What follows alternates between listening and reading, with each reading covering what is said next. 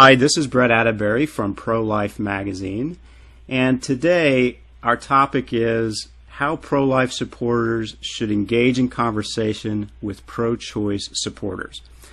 And I'm honored to have with me on the line an expert on that topic. His name is Josh Brahm. He is the Education Director for Right to Life of Central California, and he hosts the globally heard podcast turned radio TV show called Life Report, Pro-Life Talk, Real World Answers. He's also a regular blogger for lifenews.com and Live Action News, and his passion is helping pro-life people to be more persuasive when they communicate with pro-choice people, so he is absolutely perfect for our topic today. Hello, Josh. How are you? I'm great. Thanks so much for having me. I'm honored to be here, and I'm excited about this idea of a pro-life magazine. That's awesome. Well, thank you very much, and I appreciate you taking the time today. So, give me a little background about how you got involved in this pro-life work that you're doing and these blogs and TV shows and all that kind of stuff. Tell me how you got involved in all that. Yeah, it really starts with I had awesome parents. I've got pictures of me with my parents doing protests, pro-life protests when I was 4 years old, holding life change signs and stuff. But when I was 11, my dad took me to pray with a group of men from our church outside of an abortion clinic. And it was an interesting situation where I didn't know what abortion was. I was homeschooled, I was a little bit sheltered, and no one really explained to me before we got there what we were doing. And so, not being the most theologically minded 11-year-old, I was frankly just really bored by the whole thing. And we were out there for, I think, an hour, and I just didn't understand what we were praying about or anything. I just knew that we were outside of this kind of ugly brick building. And but a separate group of people across the street had brought some graphic abortion signs. And so I saw these pictures that seemed weird to me. I wasn't traumatized or anything, but they just seemed odd. And so I asked my parents what those were, and so that day they told me what abortion was. And I remember just being shocked. Shocked, not just that would be legal, but that anyone would even want to do that. Like, there was just a foreign notion to me, and I remember wanting to stop it. I wanted to try to fix this problem, this injustice. And so I started reading books about it. We had a Dr. Frank Beckwitz's first book, Politically Correct Death, which is a wonderful piece on pro-life apologetics. I read that. So this one already makes me a weird 11-year-old, and I understand that. But I started listening to these tapes from this awesome pro-life speaker named Scott Glusenberg, who now has founded his own organization called Life Training Institute. And I would just listen to this tape over and over and over and over, and just kind of really trying to master that material. And I knew that's what I wanted to be when I grew up. I wanted to basically be Scott when I grew up. I ended up having to make a choice between being a full-time pro-life advocate or doing full-time music, and I chose pro-life advocacy because I felt like there's a lot of really good musicians, and there's not a lot of really good young pro-life advocates. And so that's pretty much how that all started. And I've created a podcast and doing the blogging because what makes me, I'm passionate, as you said, about trying to help pro-lifers to be more persuasive and frankly, and I don't want to offend anybody, but frankly less weird. And most young pro-lifers know exactly what I mean when I say that. I remember I was at an event in Los Angeles recently where I made a comment at a young kind of pro-life leadership rally, and everyone laughed and kind of understood why this is important, except there was this one lady in the front who took offense, and she said, "I don't like that. You're putting us in a category." And I just went, no. I think we're already in that category. I'm just trying to help us get out of it. There's just something a little bit weird about sometimes the way that we communicate. Not everybody, I know, but just the way that we communicate about this issue can come across weird to people that didn't grow up in church and don't have kind of the same presuppositions as we do. And so most of my work, whether it's speaking, whether it's blogging, or whether it's podcasting, is kind of geared around trying to help the pro-life community to think better, to use really good arguments and less bad ones. And that emphasis on not being weird and learning how to avoid bad pro-life arguments is kind of what sets me apart from the other wonderful pro-life bloggers and speakers and writers that are in this movement. So it sounds like you're trying to help people be more effective, not just with what they say, but how they say it. That's exactly right, because it really, really matters. I mean, everyone talks about effective is a total buzzword. Like everybody talks about being more effective, even in corporations. But with pro-life people, being effective matters. It can have life or death consequences. The person you're talking to, that you're either being persuasive or you're not being very persuasive, this person might be pregnant, or whose girlfriend might be pregnant right now, or might be in the near future, or their friend. It doesn't take long before that circle of influence. So someone is going to actually experience this in a much more personal way than maybe we are when we're talking about it philosophically on a college campus. And so I know that there's certainly a sense here where, in the end, the Holy Spirit is the one that changes hearts and minds. But I think he wants to use us to do that.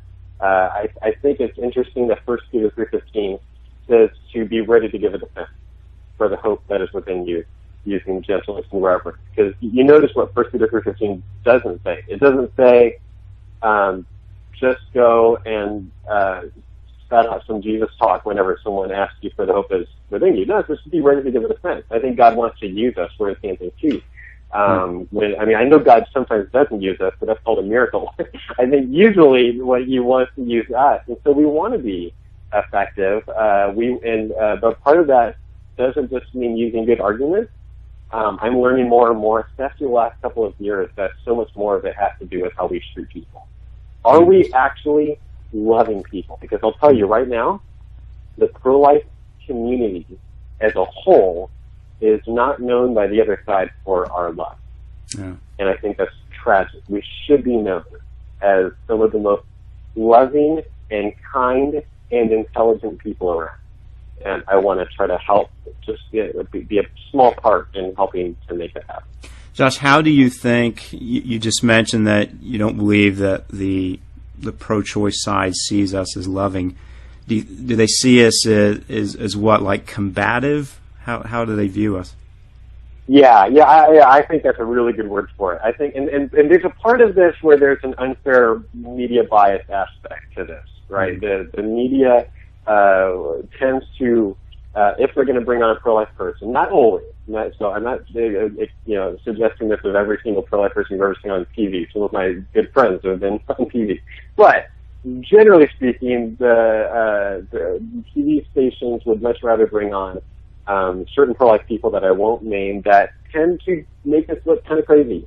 Yep. And nutty. And so I think, I definitely think that's part of it. But that is absolutely not all of it. I see people debating this issue every day. I see it on Facebook. I see it on YouTube. I see it in face-to-face places when I bring people onto college campuses or other situations where they can talk to pro-choice people. So I see this, and a lot of times, especially when the pro-life advocate hasn't really been trained to think this way, to think about love versus just the truth part, we can be really combative. And it makes sense. It's like pro-life people know this thing that we want everyone to know. We know that the unborn entity is a full human being, just as valuable as you or I, even though they're younger and smaller and less developed and aren't conscious and all those things. We know that they're still equally valuable as you and me. They're intrinsically valuable because of the kind of thing they are. They're made in God's image. So it's like we know this really important fact, and if everybody knew that, like really, really knew it, there would be less babies dying. So it's like we have this really important information, and there's 3,000 people being killed every day, and so we have to get that information out there as fast as possible. But the problem is that the way we go about doing that in our passion can sometimes be very ineffective. Nobody, I listened, we're going to do a life report episode about this pretty soon. There's a a skeptic, and I can't remember his name off the top of my head, but I've got the video saved. We're going to talk about the speech that he gave to a skeptic conference. Like this, like a hardcore atheist conference, where he basically started his speech by saying, "Have you ever changed your mind about anything because someone called you an idiot?" Like, well, no. So we should stop calling Christians idiots. You know, if we want to change their minds, and for him, that's what they want to do, he said, we've got to change our tack. And I think that absolutely applies to other issues and to pro-life people as well. That's very interesting. Let me ask you, I know there are many people, I even put myself in this bucket sometimes, who, when we have the opportunity to talk with someone that we know to be pro-choice, could be a friend of ours, could even be a stranger who we've heard say something, that we can kind of shy away from that. And since you've been doing this for so long, I'm wondering, in your experience, why is it that we have that feeling, and what can you recommend as something that we could do so that we would be more willing to engage folks that are pro-choice? Yeah, I think that's a really great question, and one that I've struggled with, because it's a lot of pro-life advocates that are really thinking about this and spending a lot of time trying to persuade others can get very frustrated with like other Christians, for example. It's like, okay, if we all believe the same things, that human beings are made in the image of God, and that means real things, like that changes how we should treat each other. It can be really frustrating when we see pastors that don't talk about it, or just any, especially I think Christians. We just feel like, hey, we have an extra duty to be a voice for the voiceless, to care for the needy and the fatherless. And so I think generally Christian silence usually comes down to one of three things.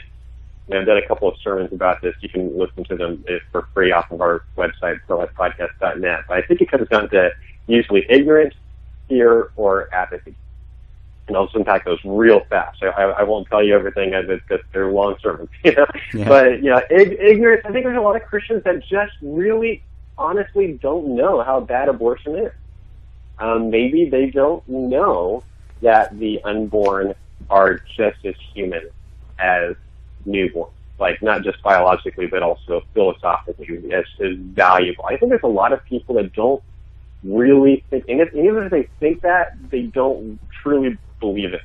We did a whole life report episode about that, about how even a lot of pro-life people don't act like the unborn are as human as they say they do, which I think is a really interesting topic, and would explain why a lot of people don't talk about this more. And ignorance of the sheer numbers. I mean, there's 3,300 kids every day, just in America. Yeah. Just in America. I mean, when you think of it, I mean, it's not just the numbers. Abortion is bad for a lot of reasons, but I mean, you think about that for a second. That's basically 9/11 every single day. And like you said, Josh, that's just the United States. Who knows what the number is worldwide? I don't know if you know the number, but it must be huge. I do. I mean, the best number the latest number I've seen for global abortion since 1973 from the Alan Gubacher Institute is about 1.5 billion. Billion with a B. Yep. And to put that in perspective, that's 6 times the Earth's population in Jesus' day. Yep. You would have to nuke the planet 6 times 2,000 years ago to come up with that many dead people. That's what we've done. So yeah, abortion is not just an American problem. It's an issue in many countries. And so I think maybe if people knew some of these things, knew some things about fetal development, knew that we have more evidence about the biology, when it comes to like fetal development and whether, when life begins. If people knew as much as we really know about those things, they might have more confidence. Fear is a big one. And I actually can totally understand this. I'm a little bit of an introvert, believe it or not. Which means I really like being around my close friends, but then I get a little bit timid or awkward sometimes when I'm talking to strangers. And so I can understand that. I'm not like a guy who loves confrontation, especially with strangers, I would say even especially with my friends. I'm not a love confrontation kind of guy. So I can understand why people wouldn't want to get into this, but I think there's a fear for our reputation sometimes. People will think things like, what will other people think of me? I better not say anything right now, or else I'm going to get the reputation of being like a fetus freak, But my pastor, Matt, said something great to me once. He said, to do anything great, we have to face our fears. To do anything great, we have to face our fears. And I think people don't want, it's actually really understandable. People don't want to talk about an issue they aren't equipped to discuss intelligence. So I'll give an example of that. Global warming. I have no idea what is going on with global warming. I know that there's really smart scientists on both this issue that have spilled a bunch of ink, writing long articles and essays and books, on both sides of this, and I haven't been able to take the time to really I just have no idea. So I'm not going to get into like a real debate about this with people. But if I knew more, I'd be willing to have discussions about it. So I think a big part of this, in our role in the pro-life movement, I think it's something you're going to be doing with your magazine, is helping to equip pro-life people to engage. Yeah. And if they are equipped, they're going to be more likely to be able to get over that fear that some people have, and actually engage. And once again, not in a real combative, crazy, mean, I'm going to go get arrested today way. Yeah. Talking with your friends, it's that relational apologetics I think is really, really valuable. And it's not, if you do it right, it doesn't have to be this crazy thing where everyone gets mad at each other and you lose your friends. Like, I think there's a different way to have an abortion conversation, and that gets to a lot of what I'm training people to do. Right. And then lastly, apathy. There's some people that, practically speaking, act as if they don't care. And maybe they actually don't care, or maybe they care, but they act like they don't care. So I think we need to be willing to ask ourselves an uncomfortable question. Like, do we really believe that the unborn are as valuable as our own children? I remember a couple of years ago, this guy came to our office who was shooting a documentary. I don't know that he ever finished it, but I just know that I was there in front of his service for like 3.5 hours. And he asked me a lot about that day when I was 11 that I told you about, that I found out about abortion. And one of the things he asked me, probably the best question he asked me that I never thought about before, was he asked me, are you still as sad about abortion now as you were when you first found out about it? And I had to think about that. So I paused and I thought, and then my response was, no, but I should be. I am desensitized. I've been doing this full time for 10 years or so. Mm-hmm. And some of that desensitization was probably healthy in the way God wired us. I wouldn't want to be weeping every day at work. That wouldn't be very effective. You'd probably burn out if you did that, right? Yeah, exactly. Yeah, I would probably burn out. But there's also part of that, Brett, where I need to try to find ways every so often to remind myself on a regular basis just how horrific this thing is. And that'll also help me to not burn out. Yeah. Josh, you talked a little bit earlier about one of the mistakes that you see pro-life supporters make when they're talking with pro-choice supporters is this idea of we're so excited to talk about the truth that we kind of forget about love, if you will, the other person that we're talking to. And I'm wondering, I'm sure you see other common mistakes being made as well. Are there other things too that you see pro-lifers make in terms of mistakes, and what are they, and how should we avoid those mistakes? Yeah, that's an excellent question, and definitely one I'm passionate about. I think the two main mistakes is ignoring what Standard Reason calls the 3 essential skills to being a good ambassador for Christ, and I'll explain what those are in a second. And the second common mistake is making kind of bad arguments. So Standard Reason is a Christian apologetics ministry in Los Angeles, led by Greg Kokel. They've had a big influence on my life, and as well as Steve Wagner, who used to work for SCR and now works for Justice for All in Wichita. and he mentors me, and so they talk about the 3 essential skills for being a good ambassador for Christ. And when 2 Corinthians 5:20 says, "Therefore you are an ambassador for Christ, as though God were speaking through you. Therefore be reconciled to God." What does that mean? And so they talk about knowledge, wisdom, and character being these essential qualities. And under wisdom, and this is what I was talking about when I said the 3 essential skills, under wisdom we talk about asking good questions with an open heart, listening to understand, and finding genuine common ground when possible. I used to think those things were just helpful to making a dialogue, go well. And in the last couple of years, I've begun to think, I now believe that those things are even more important than using good arguments. And knowing all the answers to all the questions. Because think, if you ask questions, if you listen to people and show you care about them, and you find some common ground, you could get stumped, and it's okay. You could just say, "Wow, that's a really interesting argument. I'd never thought of that before. Let me chew on that for a while. Could I email you in a week with some thoughts about that? If I want to." That's awesome, because it shows that you're taking them seriously, which no one's being used to being taken seriously anymore. I think pro-lifers ought to be changing that paradigm. What if we were known for the people that really take other people seriously? That would be awesome. Versus the alternative, if you're going to do one, what if you're this amazing debater, you've got all the arguments, but you're a jerk? Yeah. Well, you might, win the battle, but lose the person. Yeah.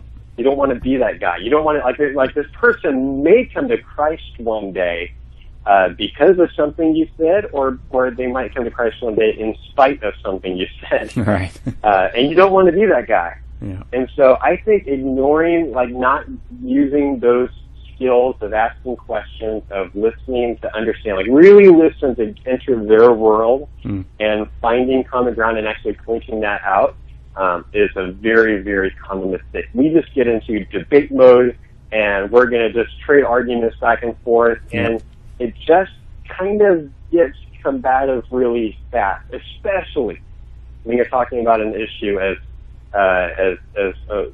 emotional as abortion is for people. Yeah. And in faulty arguments, I just think there's some arguments, not a lot, but there's some arguments that pro-life people use sometimes. They're not persuasive because they're not even good arguments. I'll give you just 2 examples of that, and I've got a whole speech. If you and I've actually made it now. You can't get it real quick. You got to go to my blog at joshbrahm.com and subscribe to my free email update. If you do that, you get the entire speech for free. So I'll just give you a couple to give you an idea. It's 9 faulty pro-life arguments and tactics is the talk. But I think a couple of common ones. Some pro-life people will make the argument that abortion is wrong because it hurts women. Because abortion a lot of times has physical effects on women that are very negative, and even more often emotional effects that are negative. Not always right away, but at some point down the line. A lot of times after the person starts having kids is when this happens. And so we want to kind of make this kind of easy, more emotional or at least a palatable argument that, well, abortion's bad. It's not just what it does to babies, but it's bad because of what it does to women. But there's some problems with that. You wouldn't make something illegal necessarily just because it hurt the people that got that. We don't make smoking cigarettes illegal just because they harm the people who smoke them. That's not the society that we live in. And so I think it's fine sometimes to talk about how sometimes there's effects. I think we need to qualify it and try to be as accurate as possible. I don't know that every single woman feels guilt after an abortion, even to the end of her life. But I think, anecdotally speaking, and we have some scientists that a lot of women do. So I think it's okay to talk about that, but that's not my primary argument. Because I'm trying to accomplish not just getting people to think that abortion is unwise, But I'm trying to get them to believe that abortion is not only morally wrong, but should actually be illegal. And not all morally wrong things should be illegal. You know, right? Like extramarital sex, I don't think should be illegal. Like, we're going to put people in jail for that, even though I think it's, you know, strongly immoral. So I'm trying to I'm swinging for the fences here, in a sense. So I want to make a strong argument that will back that up, that will get me where I want to go. Another really common one, and this one just every single time I cringe because this is a bad argument. People will make some, and it's got so many different forms, but a lot of times the form goes something like this. Abortion is wrong because it could have killed the cure of cancer. Or maybe the next Beethoven, or, you know, fill in, you know, some wonderful, you know, person who would have benefited society there. And that's a really bad argument. There's a lot of reasons why, and I can't get into all the reasons why, but there's a lot of reasons that that's bad. But in the end, it works both ways. Abortion has probably also killed potential rapists. And murderers and stuff. So, to be fair, the coin, you know, that works on both sides of that coin. And frankly, in the end, and I explained this in this piece pretty fully, that this buys into the pro-choice worldview. The pro-choice worldview, or for many pro-choice people, is that human life is not intrinsically valuable; it's only instrumentally valuable. Your value comes from how you benefit society, or what you can do functionally. That is not at all our view. I agree some people are more valuable to society than others, but I think they all have an equal right to live. And that comes down to our intrinsic value. I think there's actually something about humans that makes us all equally valuable on an intrinsic level. I think in the end that has to do with the being who made us. And he gave us that value. God is the kind of being that can bestow value on us, and that's what he did. So we want to be really careful.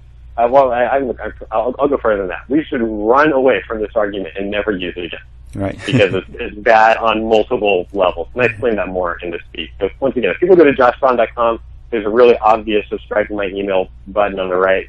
You click that and go, you know, and confirm your email. I'll send you a link where you can download the entire speech. You can download Q&A and some other resources that I talk about. Yeah, and we'll put at the bottom of this article, we'll put all the links to the different sites you have. So, because I think people really should listen to that, and like you said, not just put some of these types of arguments at the bottom of their list, but scratch them off the list altogether. That's right. Never to be used again. So there's both, and we actually talk about that in the Q&A of the speech, where we talk about how maybe some of these arguments may be okay in certain circumstances if they're at the bottom of the list, and then there's some of these arguments that are they are not redeemable. Right. Well, Josh, over time, I'm sure you've heard probably about every pro-choice argument out there, and I'm sure you've seen over time the tactics change from pro-choice argumentation. So I'm wondering, at this point in time, here we are in 2013, what are the most common pro-choice arguments you hear from the pro-choice side today? And I know you can only give a couple, but what are the most common ones, and how do you answer them? Yeah, I think there's so many pro-choice arguments. I think I'll just say there's three kind of main categories of pro-choice arguments. So instead of giving kind of some sound bites, I just want to kind of explain, here's the roadmap of what you would want to do in these three categories. There's the three different types of arguments are those that assume that the unborn isn't human, and then there's ones that actually make an argument that the unborn isn't human, and then there's a third category, and this is by far the toughest. There's arguments where they'll actually admit that the unborn isn't human. And so I'll just take a couple of minutes and unpack that. For people that assume the unborn isn't human, usually these arguments take the form of something like, well, there's so much poverty, or there's overpopulation, or there's women that are in college, or this would mess up their careers, or there's this really, really sad circumstances like rape. And in the end, all of these arguments are assuming that the unborn isn't a human being, because you would never make those arguments to justify killing like a toddler. Right? I sat in an airport in Denver with a woman who made the overpopulation argument. And said, I think I'm just a pragmatist. He said, we need abortion to prevent the world from becoming even more overpopulated than it was. And I said, well, why stop at birth? I mean, just assuming for the sake of argument that overpopulation is a real global problem, which I don't personally believe it is, but let's just assume for the sake of argument that's true. Why stop at birth? And she was like, what? And I said, let's just make a real dent in the overpopulation problem, and let's just kill all the 3-year-olds and under globally. Take what like the Herod wants to do and make this thing global. And she said, well, you can't do that. And I said, I know, but humor me for a second. Why shouldn't we be able to do that? And she said, well, that's different. And I said, how is it different? She said, well, you can't kill humans. And I said, I think that's the issue. I think the issue is, you can't just kill humans to solve overpopulation, but I believe that the unborn are just as human as the 3-year-olds. So it seems like the issue comes down, the central question of this entire debate, the one that ought to be answered before anything else, is whether the unborn is human or not. And if they are, then a lot of the arguments that have to do with poverty and overpopulation and other appeals to pity are suddenly not going to work. It turns out that they're actually begging the question. Then you've got the second category where they're arguing that the unborn is inhuman. There's people that say that the unborn is not a member of the human species, or more often will argue that they're not an organism. Like they'll say that there's not really any moral difference between an embryo and like a skin cell or a sperm cell. And there's ways that we can defend, that we can talk about why the embryo is different from other bodily cells and make this kind of a biological argument. And then there's this other category where they actually admit the unborn is inhuman. And this is where pro-life people, I think, struggle the most, because I think sometimes we don't fully understand the power in this argument, especially if it's made a certain way. This is basically a bodily rights argument. They're arguing that, fine, let's say the unborn is totally full human being, just like a toddler. I think that, either women's bodies are kind of this, what my friend Trent Horn calls the sovereign zone, where she can do whatever she wants with anything that's inside her body. That's why she can kill it. Or an even better version of that is the one that Judith Jarvis Thompson wrote in 1971, a famous violinist story, where she basically just said, fine, the unborn is human, but you can't force people to be connected to other people against their will. We can't force people to have these bodily connections. And I think there's been a lot of responses to those arguments in the past, and I think most of the pro-life responses have small weaknesses in them, usually just pragmatic weaknesses, problems where they're not going to end up convincing the person that abortion is wrong, at least not in all cases. Or maybe it's not going to be persuasive because it kind of, you need the other person to agree with certain other presuppositions that Christians typically have. And so there's these like, they're good arguments, on a principled level, but there's problems on a pragmatic level. And so my colleague Steve Wagner, my brother Tim, and I and a few other people actually spent a couple of years trying to work on coming up with a better argument that would be not only good on a principle level, but also be more persuasive. And I think we finally have something. And I don't have time to talk about that here, but I'll say we've published a paper, and I've also published speech audio that kind of explains these concepts that people can, in both cases, you can just get them for free at prolifepodcast.net. There's actually a big, obvious white button on the left side of that website where it's like new bodily rights paper or something like that, and you can download this. And it kind of explains everything that I just said in more detail, but then it also offers kind of our solution to that problem.